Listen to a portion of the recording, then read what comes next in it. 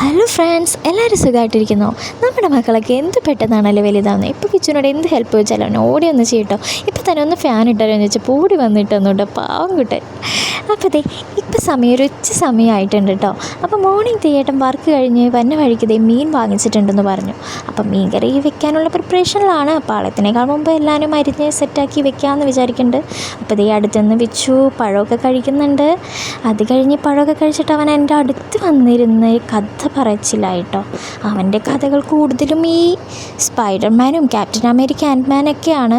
പിന്നെ എന്താണെന്ന് വെച്ചാൽ അവൻ്റെ കഥ കേട്ടിരിക്കാൻ കുറച്ച് ക്ഷമ വേണം. എന്തൊക്കെ എല്ലാ കഥയുടെ ഇടയ്ക്കിന് എന്നിട്ടുണ്ടല്ല എന്നൊരു 100 തവണയെങ്കിലും അവൻ പറഞ്ഞുകൊണ്ടിരിക്കും കേട്ടോ. അങ്ങനെ ഏട്ടൻ എത്തിയിട്ടുണ്ട്. ചോടിച്ചല്ല കൈ നീട്ടി, അച്ഛാ ഇന്നെന്താ സ്പെഷ്യൽ എന്ന് ചോദിച്ചിട്ട്. അപ്പോൾ ഏട്ടൻ വന്നപ്പോഴേക്കും വേഗം ചട്ടി അടുപ്പത്ത് വെച്ചു, സവാളയൊക്കെ വാട്ടി മഞ്ഞൾപ്പൊടിയും മുളക് പൊടിയും ഒക്കെ ഇട്ട് തിളപ്പിക്കാൻ ഞാൻ വെച്ചു കേട്ടോ, വെള്ളമൊക്കെ ഒഴിച്ച്. അതിനുശേഷം മീൻ ക്ലീൻ ചെയ്തെടുക്കാം കേട്ടോ. അപ്പോൾ ടൈം ഒട്ടും വേസ്റ്റ് ചെയ്യാതെ നമുക്ക് വേഗം കറി വെക്കാമല്ലോ.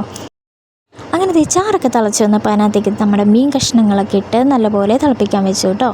അതിനുശേഷം വറക്കാനുള്ള മീനിനുള്ള മസാല റെഡിയാക്കുകയാണ്. മുളക് പൊടിയും മഞ്ഞൾപ്പൊടിയും ഉപ്പും കുരുമുളക് പൊടിയും കുറച്ച് മസാലപ്പൊടിയൊക്കെ ഇട്ട് മസാല അങ്ങോട്ട് റെഡിയാക്കി മീൻ അങ്ങോട്ട് മസാലയിലൊന്ന് പരട്ടി വെച്ചു. അതിനുശേഷം ചൂടോടെ തന്നെ വേഗം ചട്ടിയിലിട്ട് പൊരിച്ചെടുക്കുകയാണ്. അപ്പുറത്ത് നമ്മുടെ മീനും കിടന്ന് തിളയ്ക്കുന്നുണ്ട് കേട്ടോ. അപ്പം നല്ലപോലെ വറ്റി വന്നപ്പോൾ അതിനകത്തേക്ക് കുറച്ച് തേങ്ങാപ്പാൽ ഒഴിച്ച് നല്ലപോലെ ചുറ്റിച്ച് വയ്ക്കുക. കുറച്ച് ഉള്ളിയും കാച്ചാം കേട്ടോ.